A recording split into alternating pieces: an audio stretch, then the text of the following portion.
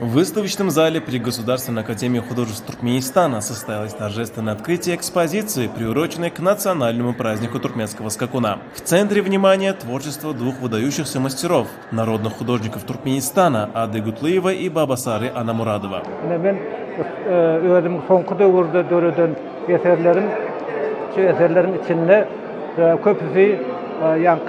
Her yıl geçirilen Bedev bayramını Bedevleri şekillenir şu amal haşam sunğutunda vasfetmek boyunca beyateşik geçirilýär.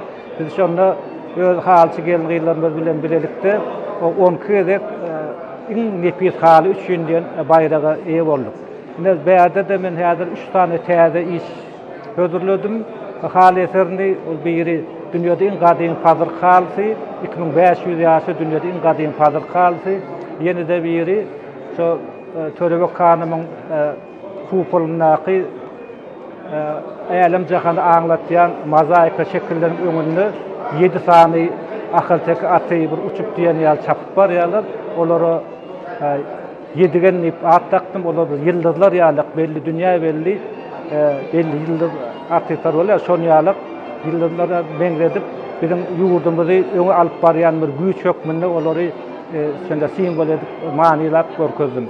Bizim yurdumuzda da şunu ýaly eserler döretmäni, gurbana sergiler etmäni mümkinçilik döretýän gahrman arkadagy gahrman serdarymyza tüýsürekden sag bolsun aýtýan goý olaryň janlary sag bolsun, ömürleri uzak bolsun, el ýurt bähwetli işler mundan rowaj alsyn. В церемонии открытия выступили известные деятели культуры и приняли участие преподаватели и студенты академии, а также многочисленные жители и гости столицы, желающие прикоснуться к высокому искусству.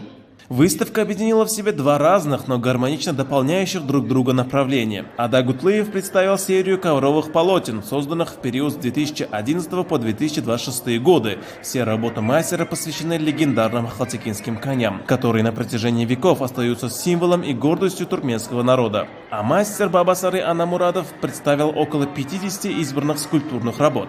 Его произведения отличаются глубоким философским подтекстом и тяготеют к абстракции, заставляя зрителя задуматься о вечных ценностях. Данная выставка стала ярким событием в культурной жизни города, демонстрируя преемственность традиций и современный взгляд на национальное наследие.